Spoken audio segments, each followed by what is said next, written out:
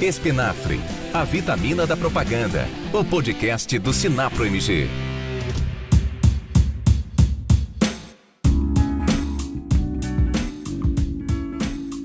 Olá a todos! Sejam bem-vindos mais uma vez ao Espinafre, o podcast do Sinapro Minas, na sua terceira temporada.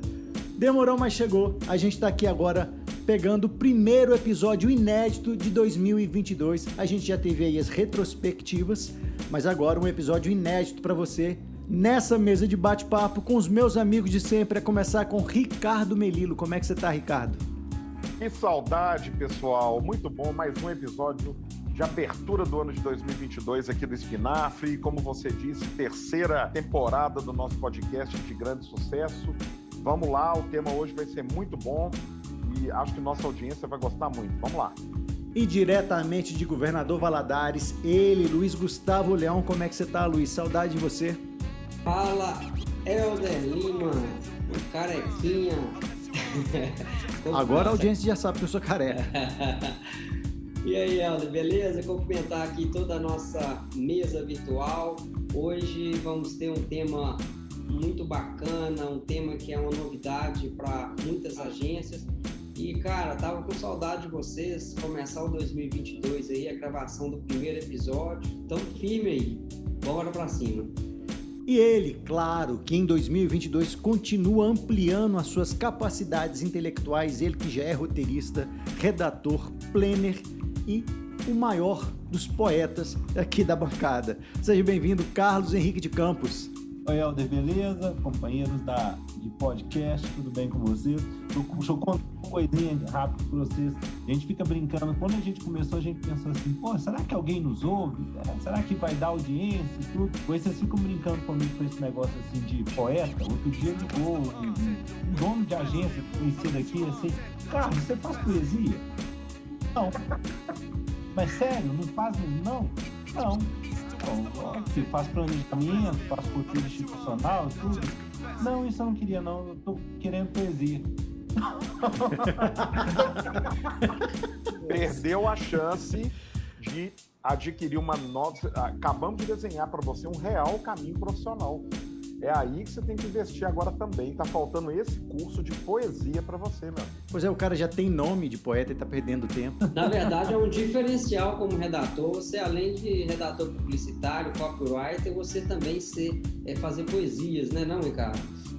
Sem dúvida. Você imagina a habilidade que a gente pode ter de um profissional que, durante o momento que ele está fazendo o planejamento, nas pausas, ele recita uma poesia. Isso é inédito, inédito. Fazendo o seu raciocínio básico em formas de poesia. Pois é, em versos decassílabos.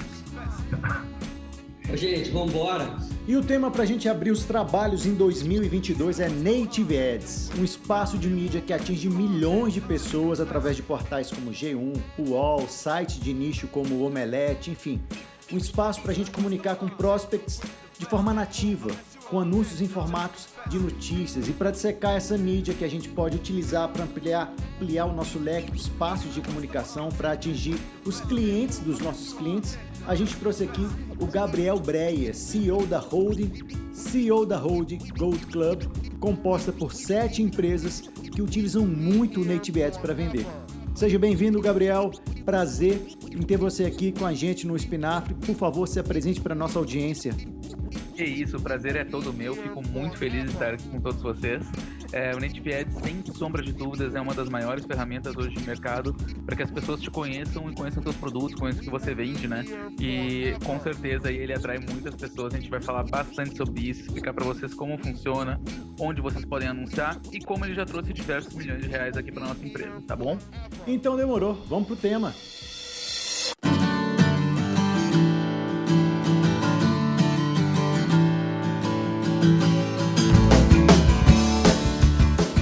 Gabriel, antes da gente começar a falar especificamente de Native Ads, me conta como surgiu essa mídia nas suas empresas, como é que você começou a trabalhar com Native Ads. Fala pra gente um panorama geral da sua experiência com Native Ads. Perfeito. Primeiramente, eu vou explicar um pouquinho o que as nossas empresas fazem para ficar mais fácil da galera entender. Primeiramente, gente, hoje a gente vende aí diversos cosméticos online, tá? O nosso carro-chefe é o Lift Gold, um sérum facial que já existe desde janeiro de 2017. São mais de 200 famosas atreladas e tudo aí, enfim. Tem uma galera que já trabalhou com a gente, Simone Simaria, Taeme e tudo mais. E a gente percebeu que a gente não estava alcançando todo mundo que a gente deveria alcançar utilizando apenas Facebook e Google, né? Então a gente anunciava nessas duas plataformas somente. E em 2019 a gente começou a perceber que a gente podia alcançar mais pessoas e começar a trazer elas de outros lugares.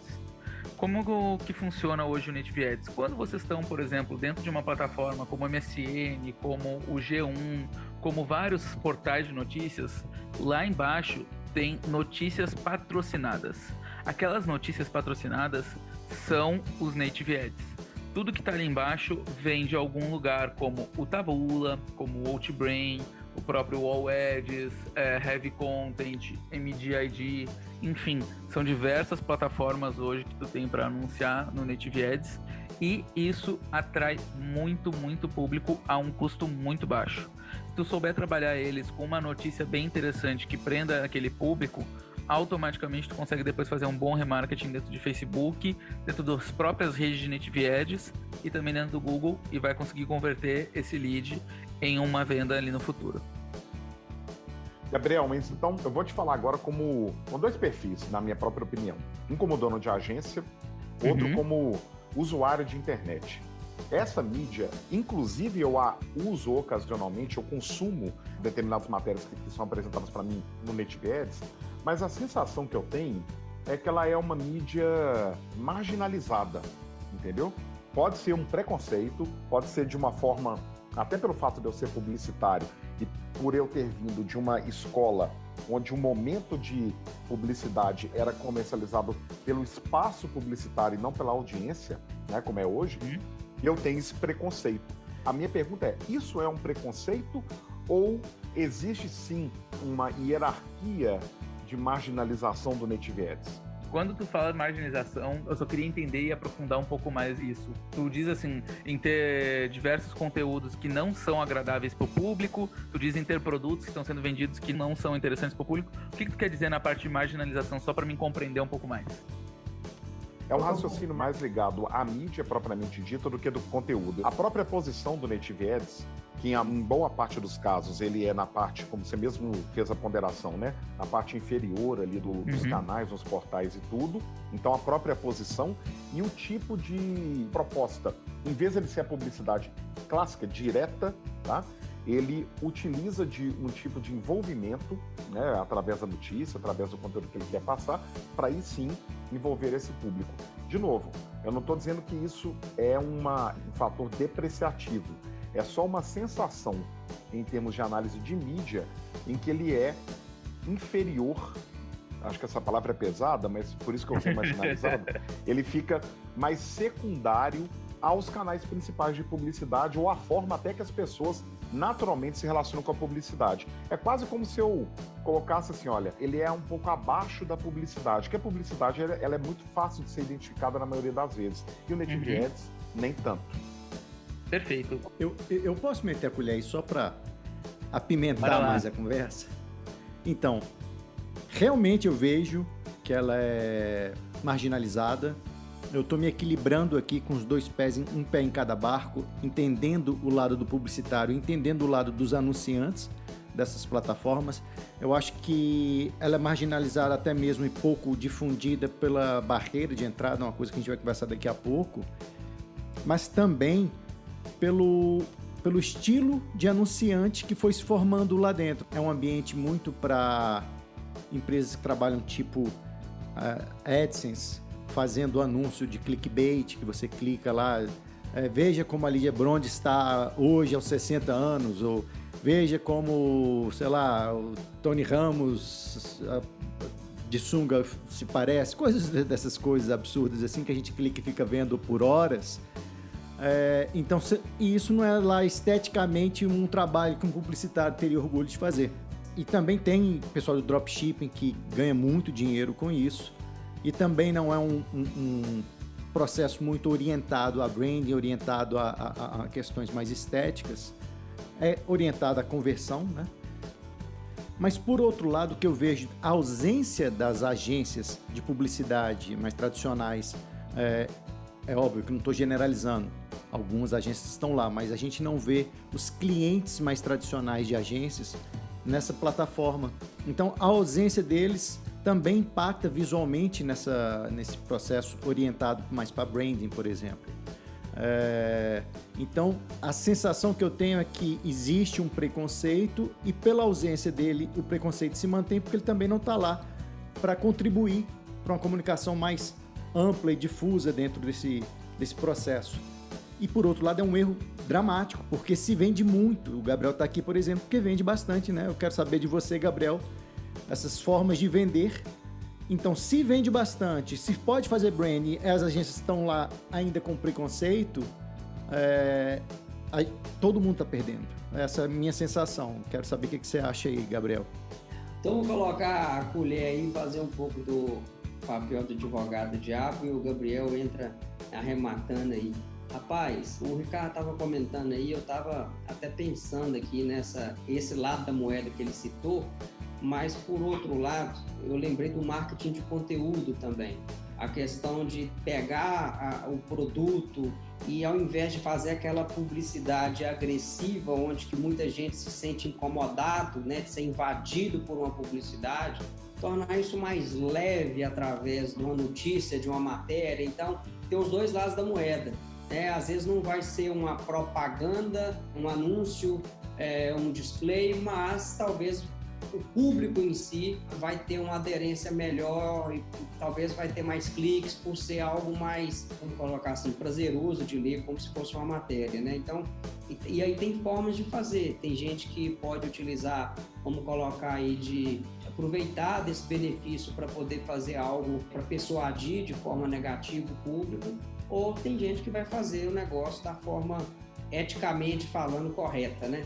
Então, só colocando esses dois lados da moeda aí, o que o Gabriel pensa disso? Bora lá. Bom, realmente tem essa parte marginalizada, sem dúvida isso existe. O pessoal que faz essa parte de arbitragem de tráfego, que o Elder ali chegou a comentar, a parte do clickbait, de, por exemplo, Tony Ramos de sunga surpreende pessoas na praia. Coloca na cidade também, para ser específico, né? O Tony Ramos de sunga choca moradores de Salvador. Isso, exato. E aí ele vai aparecer lá na página 48 quando tu for clicando.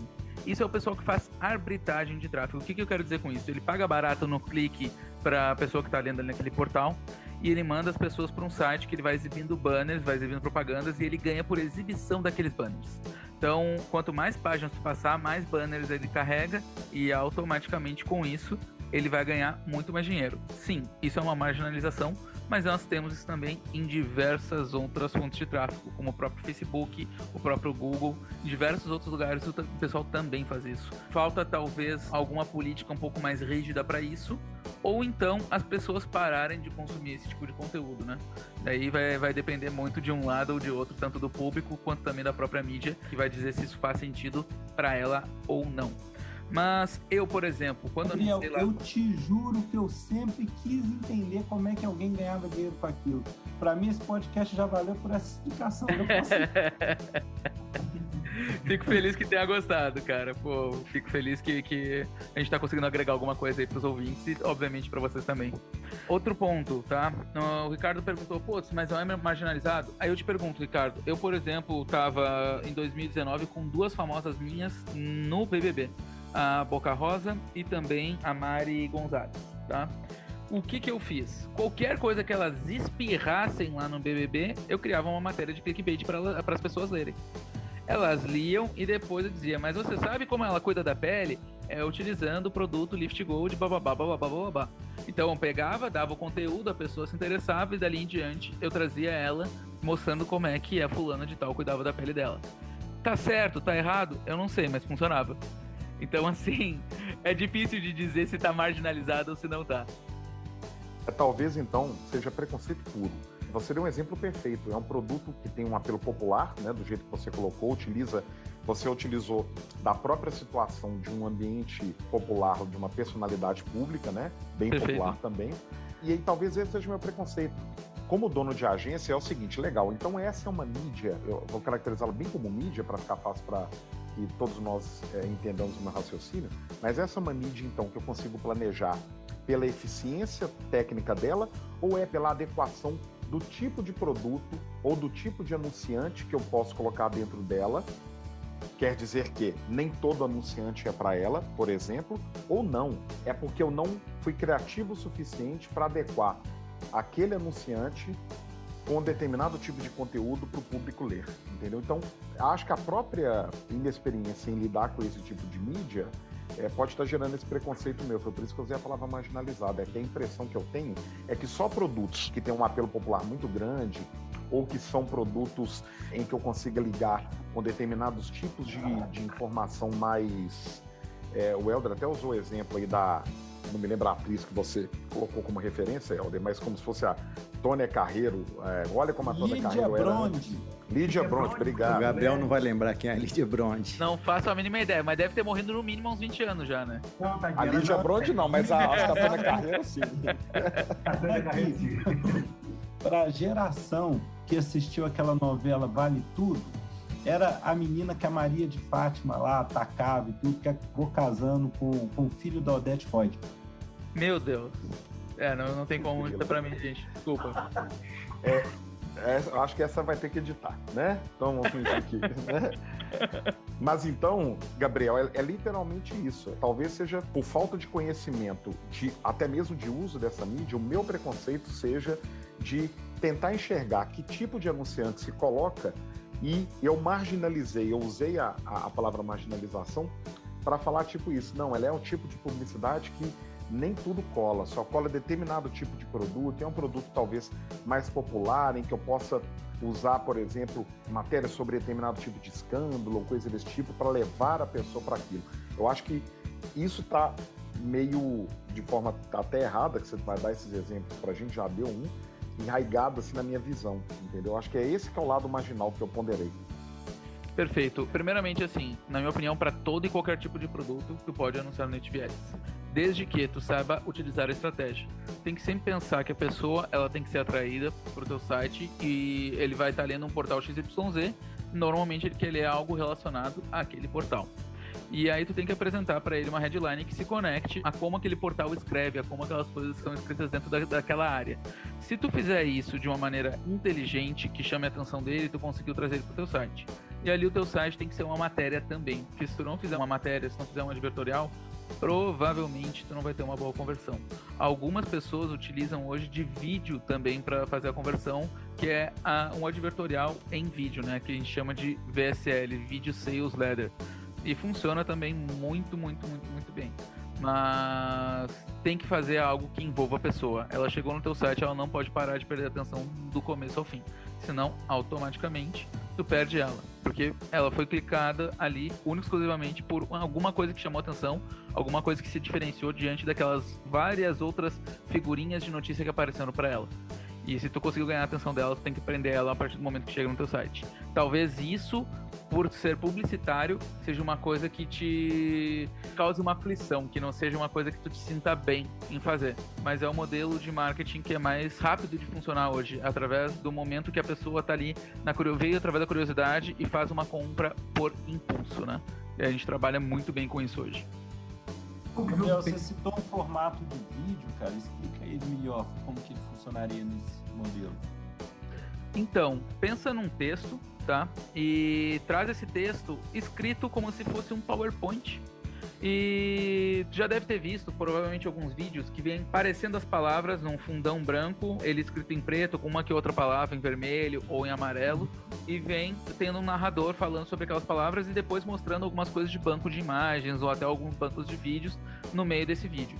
Isso é a VSL, isso é o Video Sales Letter. Hoje em dia tem muita gente trabalhando com ele também como se fosse aquelas paradas de karaokê, que vai mostrando cada palavra enquanto o narrador fala, destacando cada palavra. Isso prende ainda mais a atenção do usuário que está lá do outro lado, né? É um vídeo hipnótico, né? Sob o ponto de vista de quem faz vídeo, ele é muito chato, mas sob o ponto de vista de quem está interessado naquele assunto, que foi captado por ele e hipnotizado por ele para tomar uma decisão de compra no final, ele é perfeito. Perfeito. Acho que isso é neurológico, né?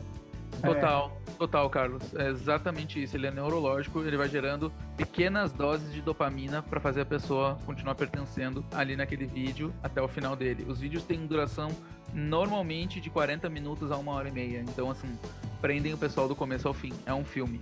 Você chegou a um determinado momento falando de uma ação sua, comentar se não sabia se era o certo ou não. Pensa assim, nós somos comunicadores, criamos uma ação para vender um produto, esse produto foi vendido, acabou. Esse é o certo. Tu não infringindo as políticas da plataforma, na minha opinião, tu tá fazendo certo, entendeu? Ponto. Isso.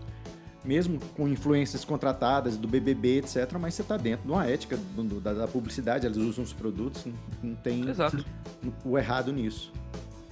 Pegando o gancho do que o Ricardo comentou aí, se era uma audiência para todos, e você falou sim, eu também concordo, todos os produtos, porque independente da característica da mídia, é uma audiência cavalar de pessoas que estão lendo notícia naquele momento. Então você pode fazer qualquer coisa para essas pessoas, você pode fazer branding para essas pessoas, você pode fazer conversão para essas pessoas.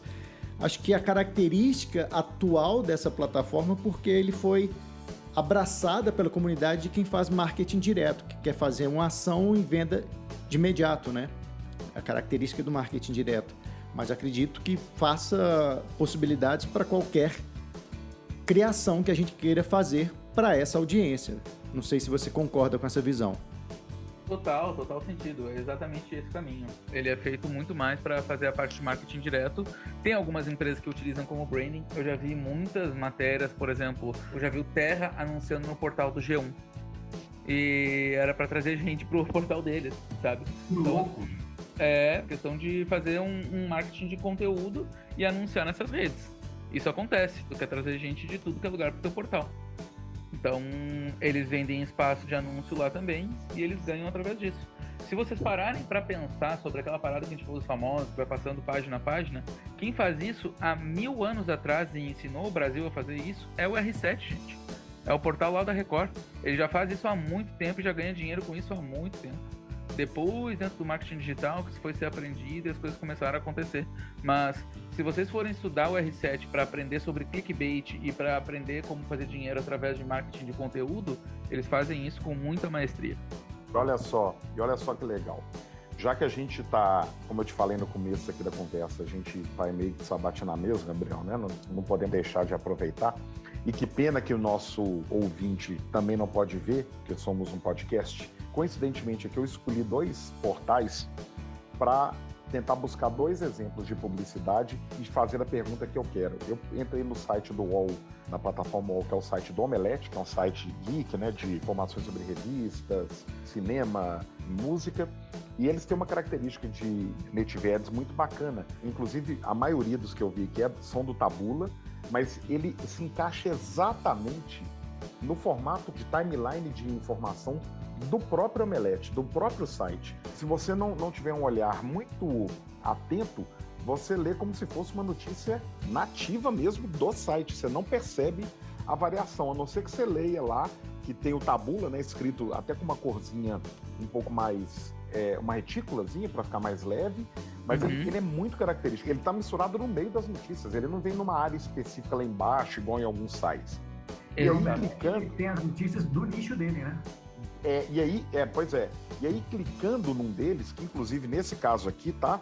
Ele é até parecido com esse exemplo que o Helder contou, as celebridades e suas almas gêmeas, falando das celebridades brasileiras principais e seus cônjuges, né? Aí quando você clica, ele tem até aqui o Tony Ramos e a Lidiane Barbosa, mas na verdade, o que me interessa é a publicidade que está aqui ao lado. Eu tô vendo um anúncio da HBO Max, tô vendo um anúncio do Hotel Urbano e da Adobe. O da HBO Max e o do Hotel Urbano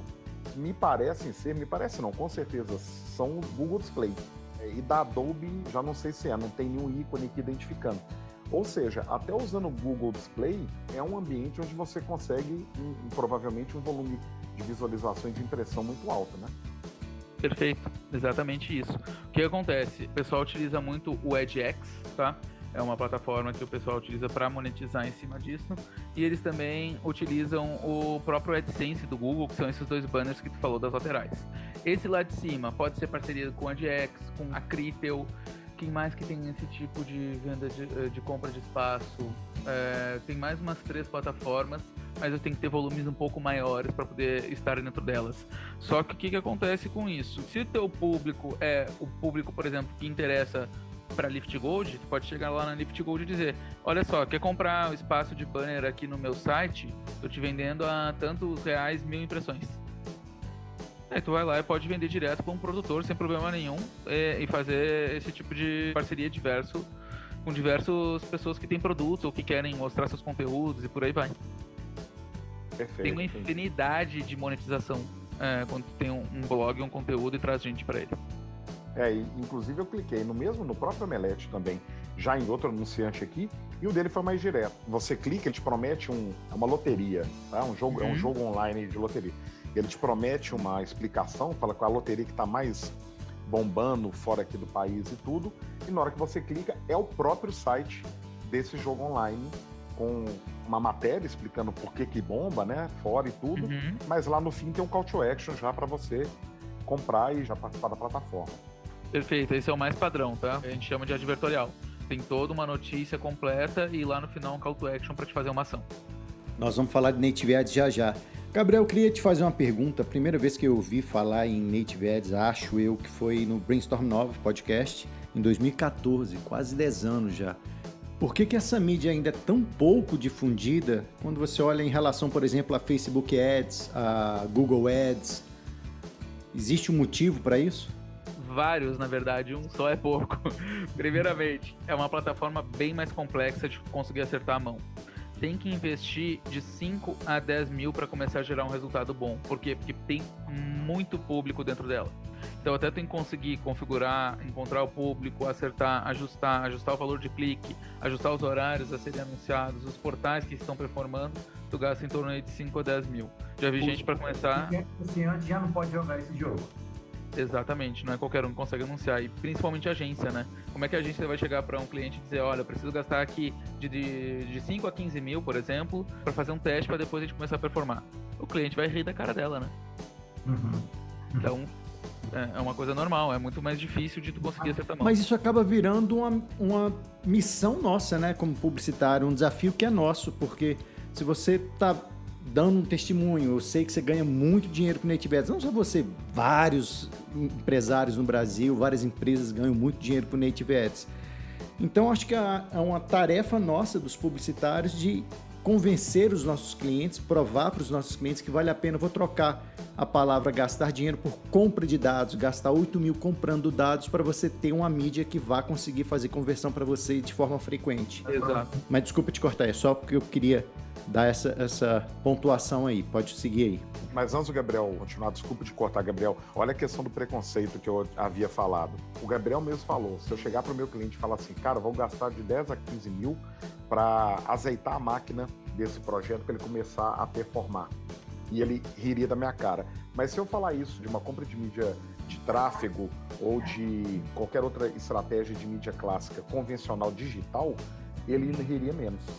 Ou seja, exatamente. A gente, em algum momento da comunicação digital, a gente perdeu o bonde de analisar esse canal, entendeu? Por isso que, de novo, a palavra marginalizada, ele ficou sucumbido, assim, apesar de você estar me falando agora. E eu entendo, até porque eu também sou público disso, eu consumo esse tipo de mídia. Deve ser uma massa de público cavala de grande. É absurdo. E assim, é a mais barata para te trazer hoje. Tem 3 fontes de tráfego hoje muito baratas, que são o Native Ads, TikTok e Pinterest. São as 3 fontes de tráfego hoje que trazem gente de topo aí por mais barato para te acessar. Só que o que acontece? Vamos parar para pensar comigo aqui, vamos olhar uma outra fonte de tráfego. O Google Pesquisa. Uma vez que tu criar a campanha lá no Google Search, deixar bem organizadinha, bonitinha, funcionando, tu nunca mais mexe. Agora, se tu fizer isso dentro do Native Ads, tu vai perder dinheiro. Se tu pegar e subir e nunca mais mexer, vai dar B.O. Tem que manter sempre ativo, sempre mexendo, sempre trabalhando, sempre diminuindo um pouco o clique, aumentando um pouco o clique. Então, ela dá muito mais trabalho para te fazer manutenção. Esse é um outro motivo que as pessoas acabam desistindo de anunciar nessa plataforma. E, sem sombra de dúvidas, as pessoas tentam fazer imagens super bonitas, mega fortes para chamar atenção ali na notícia, as pessoas clicarem, e isso normalmente não funciona. O que funciona é uma imagem com um celular antigo, de uma foto feia, mal trabalhada, que gera curiosidade nas pessoas. É meio louco, mas o público, ele gosta de consumir uma coisa um pouco mais estranha do que algo bem qualificado. Fica mais pessoal, não pessoal, natural, se identifica mais natural. Ô Gabriel, vamos falar para nossa audiência aqui, a agência que ainda não trabalha com Native Ads, qual que é o primeiro passo?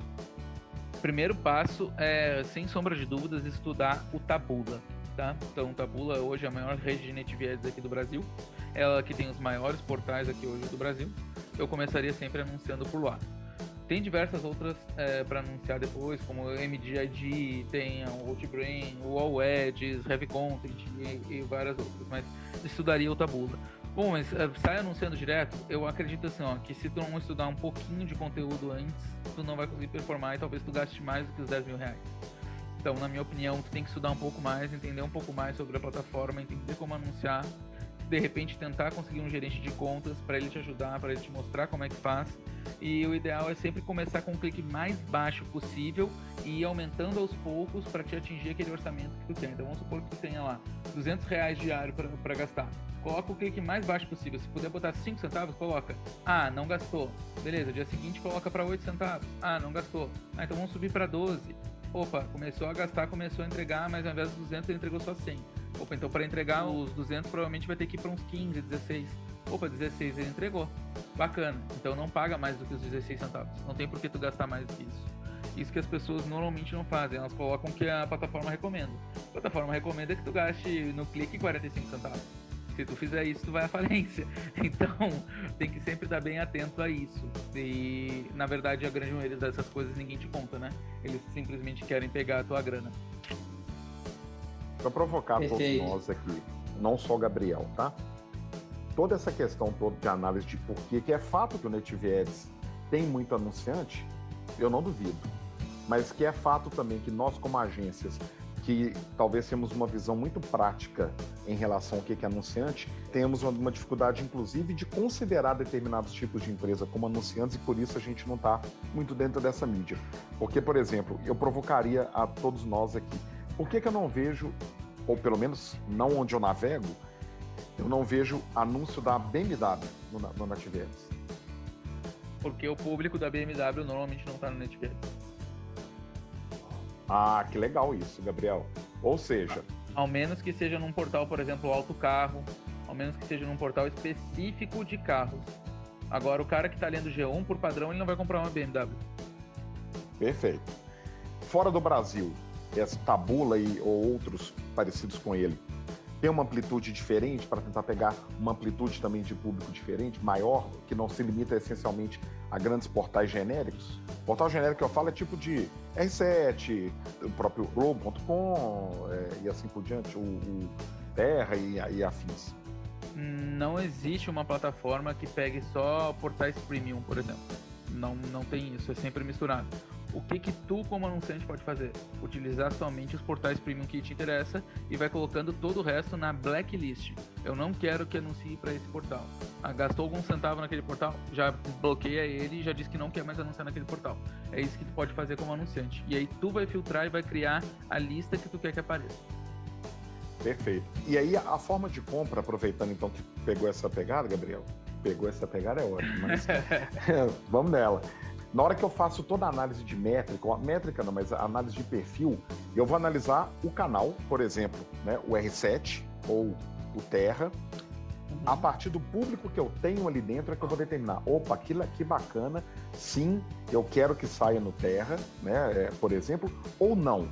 Eu faço como fazem algumas outras plataformas digitais, eu faço o meu perfil de público e isso vai fazer com que a minha publicidade apareça no portal ou no canal que tiver correspondente a esse perfil de público. O ideal é tu gastar aquela verba que a gente falou ali, até os R$10.000, exatamente para isso, para te entender aonde teu público está. Com isso, tu vai conseguir ter dados, vai comprar os dados para poder ter tomadas de decisões mais assertivas no futuro. É por isso que essa compra de dados no começo ela é de suma importância, para tu saber em que portais teu público está. Porque senão tu vai pensar, mas o fulano não vai ler R7, porque tu pensa dessa forma, mas na verdade tu às vezes não sabe como o teu prospect, como o teu cliente lá pensa, né? Então é sempre bom ter essa compra de dados para poder ter a certeza através dos dados que tu comprou. Mas então a compra é feita pelo portal. Pelo portal, eu digo assim, fizemos o teste, né? Vamos imaginar que a gente passou dessa etapa de análise do teste, e aí eu vou determinar que é o seguinte, olha, o público que eu quero está no portal A, B e C, e aí eu compro esses portais. É assim? Isso, aí tu consegue anunciar mais para eles e botar mais dinheiro em cima desses portais e ir bloqueando todos os outros, né? Claro que sempre vai ter um portal novo que vai acabar aparecendo, que tu vai ter que ir lá no dia seguinte e bloquear. Um portal novo que vai acabar aparecendo e tu vai ter que ir no dia seguinte bloquear. Tu não pode anunciar exclusivamente para 3 portais, por exemplo. Sempre vai mostrar para outros portais também, e aí tu vai ter que ir bloqueando à medida do possível. Tem essas limitações, infelizmente. Não, bacana. Eu acho que não é nenhuma limitação, uma característica. Era para entender essa mecânica. Entendi agora como é que funciona. É como se fosse trabalhar com a mídia programática? Exatamente, é como se fosse trabalhar com a mídia programática. Só que é um sistema à parte. É como se fosse um sistema de compra de mídia programática. Mais ou menos nessa linha, onde vão aparecendo lá diversos portais e tu vai bloqueando esses portais na medida do possível. Quando vai anunciar dentro do Google Display, é a mesma coisa, aparecem diversos portais. Depois tu pode ir jogando aqueles portais que não converteram, que não foram bons, numa blacklist e não aparecer mais neles. Uhum. E deixa eu te falar, Gabriel, nós estamos fazendo muita sabatina aqui, né? Porque realmente, para você que está aí no dia a dia trabalhando com esse tipo de anúncio, é tranquilo, vamos chamar assim, mas nós de agências, como o Helder falou aí no início, a gente não tem muito hábito de anunciar, fazer esse tipo de anúncio. Agora, se um portal tiver interesse de abrir espaço para Native Ads, você sabe o outro lado da moeda, como que é feito? Porque muitas agências atendem veículos de comunicação também. Perfeito. Tu pode entrar em contato com o portal, por exemplo. Se tu tentar entrar em contato com o Taboola, vai ser mais difícil, porque o Taboola ele é muito grande e ele compra só portais assim bem grandes para aparecer. Agora, se tu entrar em contato, por exemplo, já com um MDID, tem grandes chances. Eles estão pegando todo e qualquer portal agora para crescer mais no Brasil. O MDID ele é o maior do mundo, mas no Brasil ele ainda é muito fraco. E aí ele está crescendo no Brasil e se destacar aqui. Se tu chega no MDID lá, através do comercial que tem no próprio site deles, lá embaixo, tu vai conseguir fazer essa parceria provavelmente. E aí, automaticamente, tu te destacando dentro do MDID, o Taboola não vai te deixar ficar muito tempo lá e vai querer te comprar e te pagar mais caro. Normal.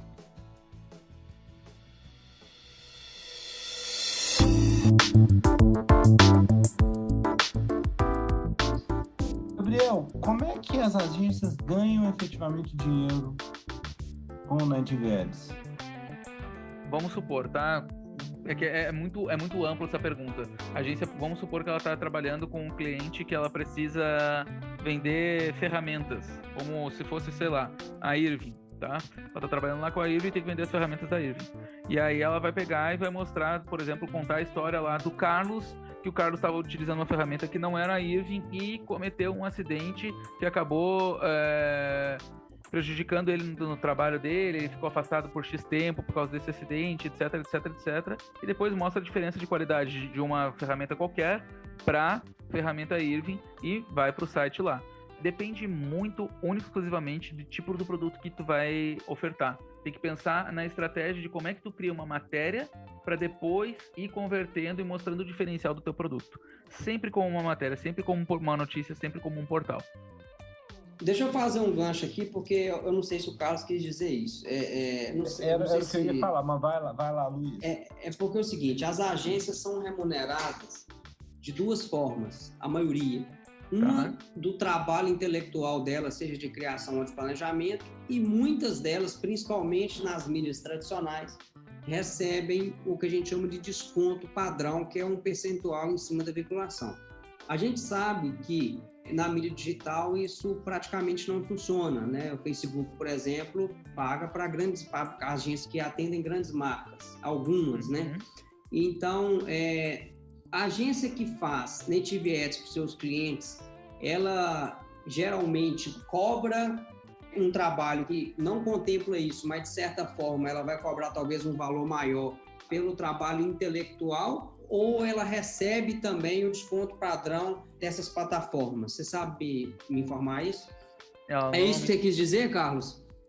Isso mesmo, Luiz. A minha pergunta era exatamente essa monetização, né? Porque você tem a criação do copy, o planejamento, o estudo de mídia. Uhum. Perfeito. Eu conheço uma agência aqui, como é que eles fazem hoje para fazer a cobrança, tá? Eles cobram um valor fixo mensal e também colocam um valor de percentual em cima do que foi investido.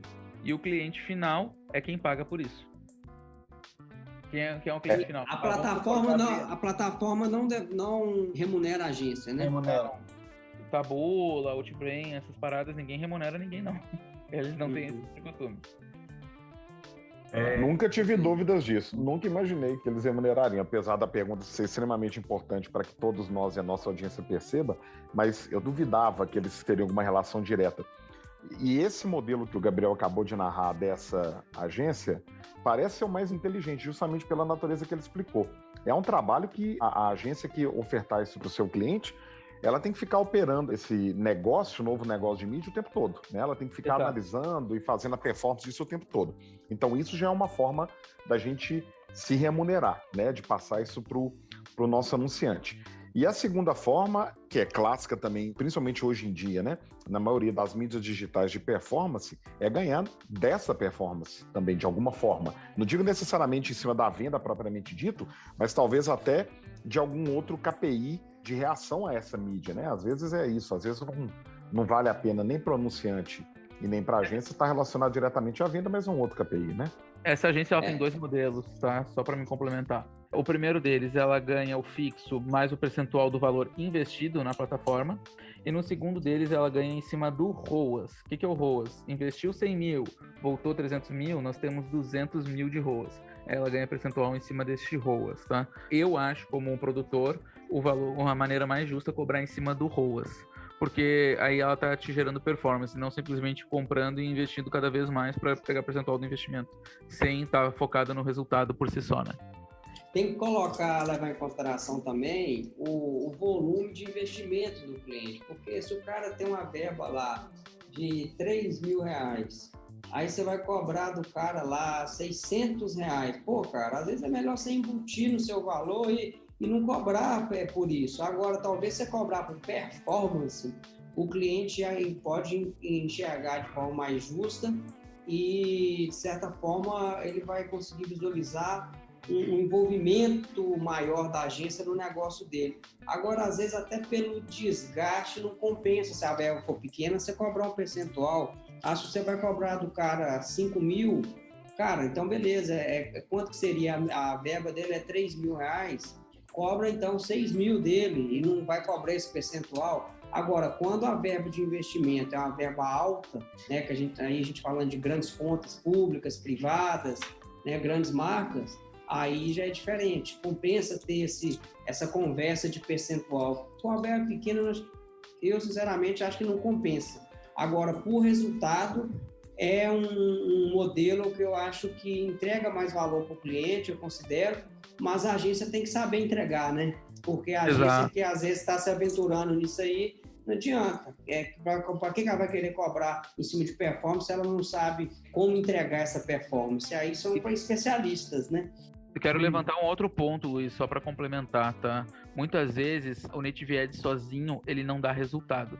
O que eu quero dizer o Native Ads sozinho não dá resultado? Ele traz muito público novo, muito público interessado e o remarketing das outras plataformas como Google, Facebook, TikTok, Pinterest, o próprio remarketing do Native Ads, ele sim baixa pra caramba o CPA, o custo por ação no caso, e aí automaticamente vale muito a pena anunciar nele. Quando tu para de anunciar, tu vê drasticamente subir o teu valor em até 3 vezes. Então, tu tem que analisar toda a parada. Se tu fizer somente o Native Ads e não olhar para as outras plataformas, talvez tu vai tomar um susto. Então, tem que olhar tudo e tem que ter um pouco mais de inteligência como agência também para olhar todas as fontes de tráfego e conseguir mapear isso de uma maneira bem inteligente, né? Então, com base no que o Luiz comentou aqui agora, deixa eu desenvolver o raciocínio e você me fala se ele é coerente, se ele seria certo. Se o cliente tem 3 mil para investir, talvez não fosse o momento dele investir em Native Ads, talvez ele pudesse crescer muito mais ainda em Facebook Ads e outras plataformas, não é o momento. Concordo. Não, eu tô falando 3 mil para Native Ads. Eu não tô falando 3 mil de budget. Então, é muito pouco. É muito pouco de budget. Não faz sentido anunciar em Native Ads, só tem isso por mês. Então, qual é o valor ideal para começar a investir em Native Ads? Cara, o mínimo que eu recomendo para qualquer mentorado, qualquer pessoa que eu conheço, é R$8 mil de investimento mês. Menos que isso, se tu estiver fazendo um teste ali para começar, 5 mil no primeiro mês, 5 mil no segundo mês, sem problema nenhum. Mas depois eu já recomendo 8 mil para ter um resultado que seja interessante, que seja válido, tá? Ah, mas eu não tenho, eu quero fazer 5 para gerar mais tráfego para as outras redes e fazer remarketing nas outras redes. Sem problema nenhum, pode ser feito. O meu recomendado é 8 mil. E então, num planejamento global também, né, Gabriel? Que é o que você está acabando de dizer. Eu tenho que seja 8 mil. Então, querido anunciante, trouxe aqui um novo grande planejamento digital para você, onde eu estou incluindo o Native Ads como uma nova forma da gente captar. Porém, nós temos o investimento de Native Ads que vale muito a pena ser complementado por uma boa verba de remarketing para que a gente tenha um aproveitamento real, pleno em cima dessa nova estratégia, concorda? Perfeito, eu normalmente utilizo 70% da verba no tráfego de topo para trazer gente e 30% da verba no remarketing. Quando eu não estou conseguindo atingir com a frequência que eu espero ali, no mínimo 4, 5 dentro das plataformas, aí automaticamente eu preciso mudar esses percentuais. Botar, por exemplo, 40, 60, mas normalmente 70, 30 resolve o problema. Você chega a usar só o Native Ads como mídia de topo, Gabriel? Só ele? Não, como eu falei antes, eu gosto muito de utilizar TikTok, Pinterest, Native Ads e eu trabalho também com influencers, né? Tem mentorados meus que só usam Native Ads. Alguns mentorados meus, inclusive. Ah, que legal. E aí você pode dar mais ou menos, para quem está começando, quem já joga legal o Native Ads, em média, quantas as pessoas mais ou menos investem? O seu caso é muito acima, então não ia ser um parâmetro, mas eu queria entender o seguinte, para a agência entender o tamanho de dinheiro que está rolando nisso e que ela poderia ganhar, por exemplo, ganhando volume, beleza, investir e tal. Vou dar um ponto aqui de um mentorado meu, tá? Tem um mentorado meu que ele fatura em média hoje 4,8 milhões mês, vendendo e-book. Então, é um modelo bem diferente aqui de marketing direto. E 90% do tráfego dele vem do Native Ads, tá? Então, ele investe bem pesado no Native Ads e depois só faz o remarketing. Então, todo o topo dele, bem dizer, vem do Native Ads. Ele faz muito pouco topo em outras plataformas. Só para dar um auxílio para a nossa audiência que está ouvindo aí, porque nem todo mundo é de tráfego, nem todo mundo é de funil, nem todo mundo é de performance. A gente tem aqui redatores, donos de agência que às vezes vieram da parte criativa e não de performance. Quando a gente está falando em topo de funil aqui, a gente está comentando de primeiro contato com o cliente, né? Primeiro contato da sua marca, da sua proposta, da sua oferta com o cliente, e depois você vai reimpactar ele ao decorrer do funil com o retarget ou remarket, que é o termo mais utilizado com o pessoal, para ele poder fazer uma decisão de compra. Perfeito, Helder, perfeito. Eu até quero fazer uma analogia, tá? A TV, por exemplo, para te conseguir começar a fazer vendas para o teu cliente, tem que aparecer para ele 19 vezes. Então, assim, é mais ou menos isso que a gente faz na internet. A gente aparece diversas vezes para o cliente até ele comprar o nosso produto. Eu vi Netshoes, amém? Talvez. É uma das empresas que faz isso muito bem. Eu tô brincando. Cara, a gente tá chegando ao final do nosso episódio e a gente não pode terminar um episódio de Native Ads sem falar de advertorial, que é uma técnica que ficou muito difundida lá pros anos 50. O David Ogilvy, que são propagandas em forma de matérias, né? Existem alguns clássicos como o isqueiro Zippo, a incrível história de um Zippo que funcionou depois de ser retirado da barriga de um peixe. Já era agressivo na época.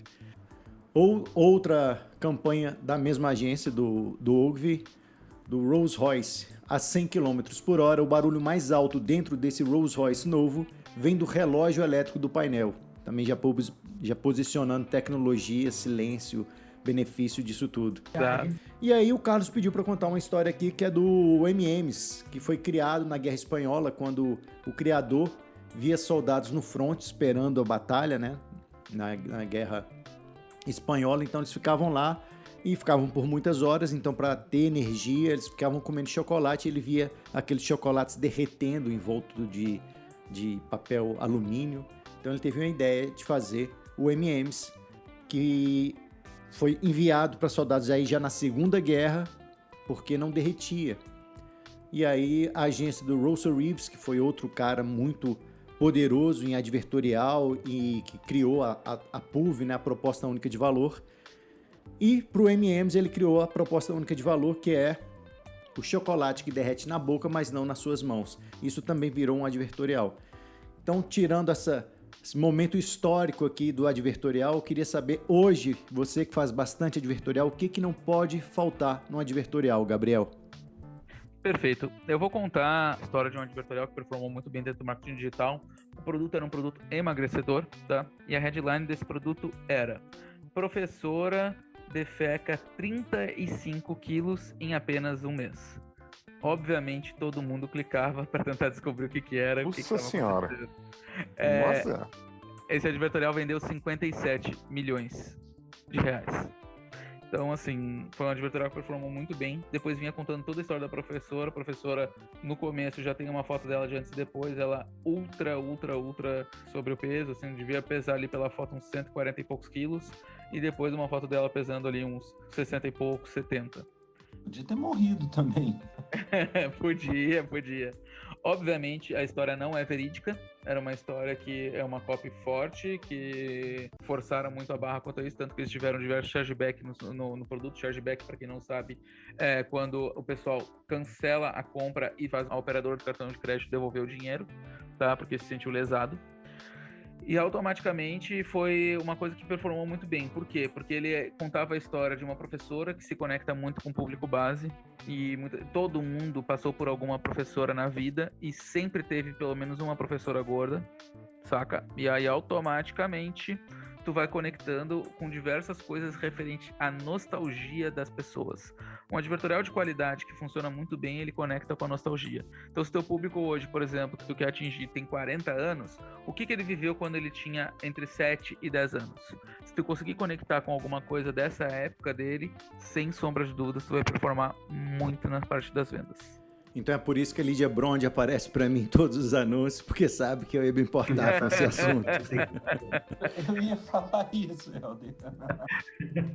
Ô Luiz, agora você imagina, claro que é um exemplo efetivo, esse aí do Gabriel, mas você imagina nós dois com nossos clientes, a nossa própria ousadia de levar uma estratégia criativa dessa que o Gabriel acabou de falar, e o nosso próprio cliente aprovando. Esse é o grande desafio nosso como publicitário clássico, de agência convencional, de agência o mais na vanguarda que a gente possa estar. Eu queria me ver levando uma peça dessa para um cliente meu e gostaria muito de ver a cara dele aprovando. Ricardo, aí mas nesse caso especificamente, eu, Helder, não vejo um tipo de ação desse para um cliente de agência de publicidade, porque quando o cara tá fazendo uma ação dessa, ele não tá preocupado em branding. Ele não tá preocupado em uma marca que vai perdurar aos anos. Ele tá preocupado em vender, exclusivamente em vender. Então, dentro de uma agência, a agência tem por obrigação de proteger a marca, de organizar um processo que vai ser duradouro. Então muitas vezes ele pode fazer uma promessa sem nenhum tipo de compromisso, que não precisa ser verdadeira, ele pode fazer uma promessa escatológica, porque a empresa dele não é para perdurar, ele vai acabar daqui a pouco. Então, por outro lado, é possível sim fazer promessas agressivas, coisas criativas, protegendo a brand ao mesmo tempo.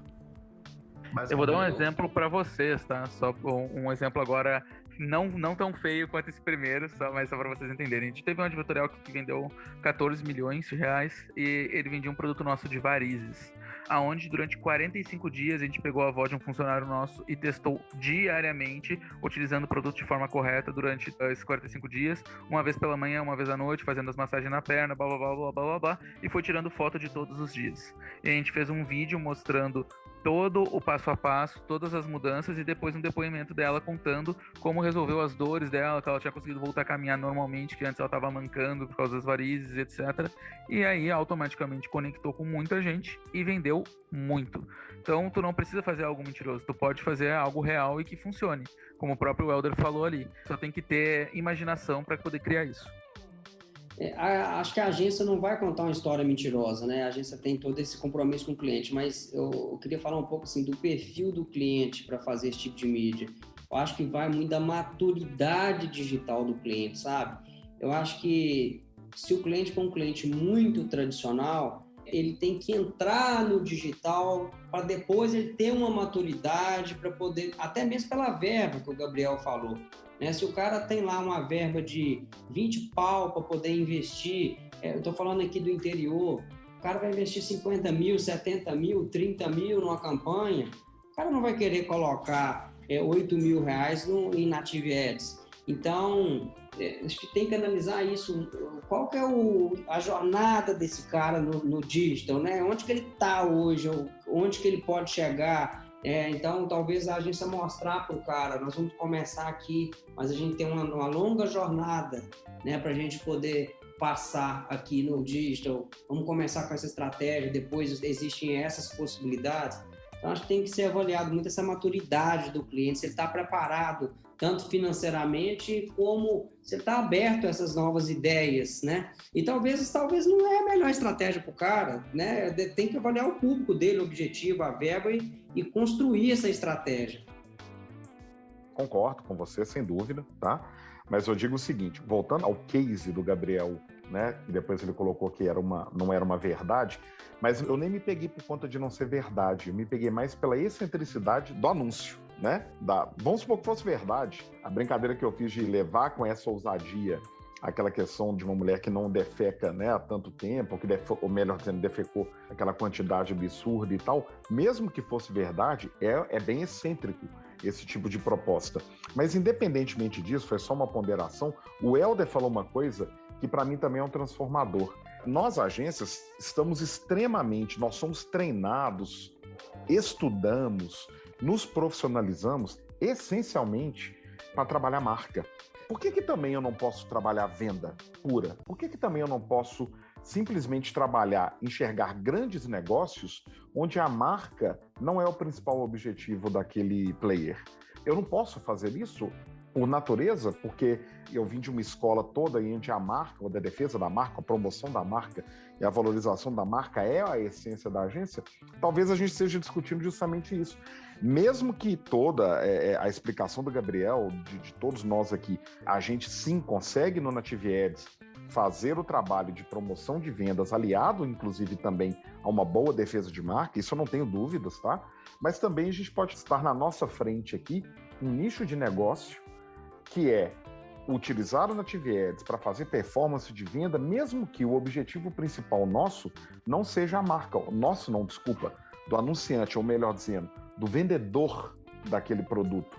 Eu não posso trabalhar para o vendedor daquele produto, mesmo seguindo o que o Luiz falou, mesmo não, talvez obrigatoriamente fazendo o que o Luiz falou, sem precisar de contar mentiras, mas essencialmente com foco na venda. Provavelmente eu tenho uma outra amplitude de novos clientes para a agência que hoje eu não considero. Hoje eu estou treinado a considerar aquele cliente, aquele cara da marca, onde eu vou trabalhar em cima da marca dele e fazer as estratégias de venda. Vou só me reposicionar aqui antes, porque corre risco de eu ter passado muito ampassando e ter ficado superficial o que eu quis dizer ali atrás. Posiciona o seguinte, quando um cliente chega para uma agência, ele quer que a marca dele dure 10, 15, 50 anos, que seja um legado para a família dele. E quando um anunciante coloca uma promessa escatológica de que defeque tantos quilos para emagrecer, ele não está preocupado com a marca. A marca dele vai acabar no ano que vem. Tem pessoas, principalmente em marketing direto, que vivem de criar produtos que vão morrer logo em seguida. Então ele não está preocupado com deixar legado, ele quer apenas conversão, quer apenas venda. Mas é sim possível, dentro deste ambiente, criar promessas agressivas e ser criativo e ao mesmo tempo proteger a marca. Vou citar o David Ogilvy de novo. Dane-se quem acha que eu sou fanzoca dele, sou mesmo, porque o cara era demais. Quando ele faz uma propaganda do Super Bonder e prega um cara no teto. Que é algo mais agressivo que isso? Não tem.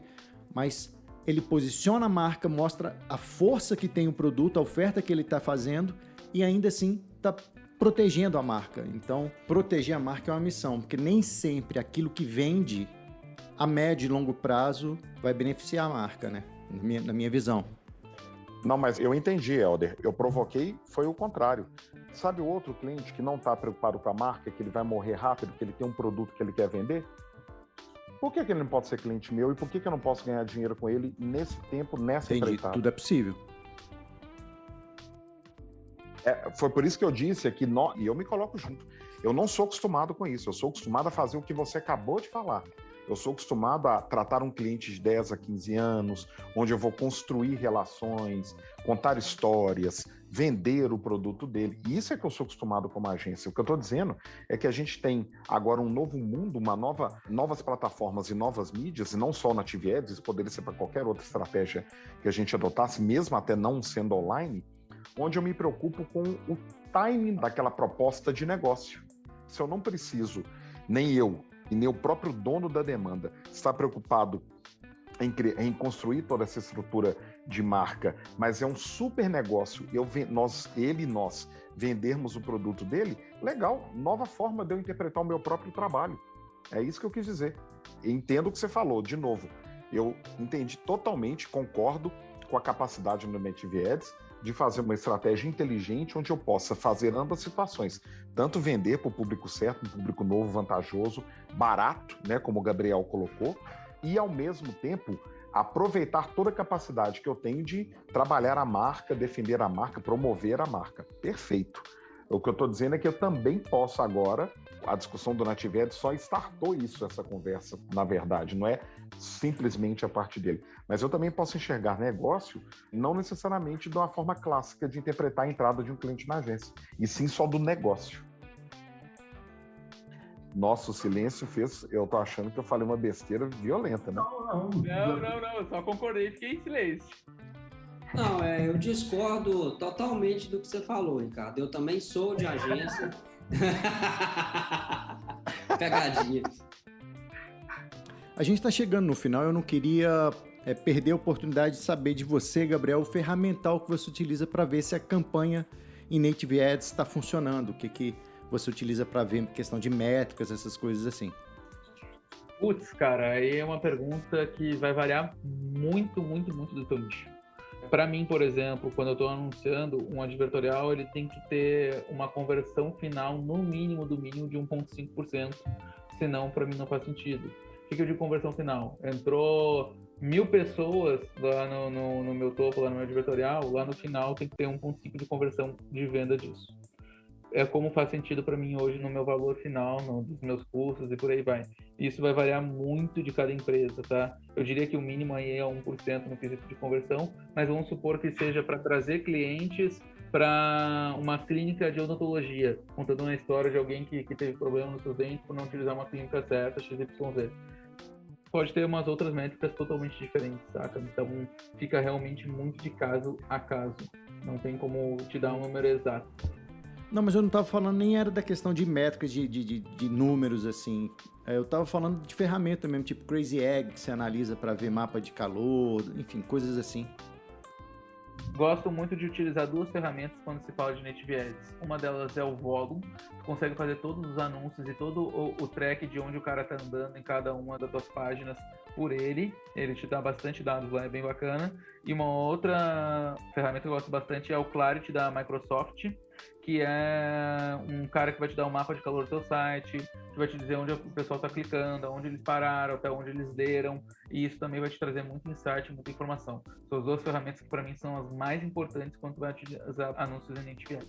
E você me aplicou no Clarity, ele é muito, muito bom. Eu utilizava antes aquele que é bem caro, que é o Hotjar.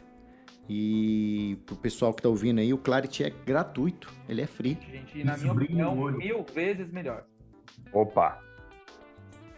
Fica a dica aí, esse software ele mudou bastante aqui algumas visões aqui da empresa, principalmente em análise de dados, que o Hotjar não entregava, e mudou e melhorou muito aqui para a gente ter análise e poder tomar ações mais assertivas. Bom, repete aí o nome para a nossa audiência, Gabriel. Clarity Microsoft. Quem diria que o Bill Gates ia fazer alguma coisa grátis pra gente aí, né? Olha aí! Não é? Gabriel, estamos chegando no final do programa. Tem alguma pergunta que você julga que era importante a gente ter te feito e a gente ainda não te fez? Tem, cara, tem uma pergunta que eu acho que é muito legal, que a gente falou muito ali sobre o Taboola. Começa com o Taboola, anuncia no Taboola. Gente, vamos supor que vocês têm um budget ali de 10 mil reais para gastar por mês. Aí tá botando ali por dia, sei lá, 600 reais por dia. Se os 600 reais não está na performance que vocês gostariam, pega esse budget e começa a anunciar em outras plataformas. Então começa a utilizar um MDID, começa a utilizar um Outbrain, que com certeza vocês também vão ter outros resultados, e às vezes diversificar a plataforma traz muito mais resultado que anunciar em escala em uma só, tá? Pensem bastante com carinho nisso e comecem a diversificar. Mas quando eu tomo essa decisão? Quando que eu faço esse movimento? Quando tu não tá mais conseguindo atingir os resultados, quando tu começa a escalar. Até 300 reais dia tá funcionando. Quando eu passo disso, já tá ficando fora do meu orçamento. Beleza, pega o resto da verba que tu tem e começa a utilizar em outras mídias.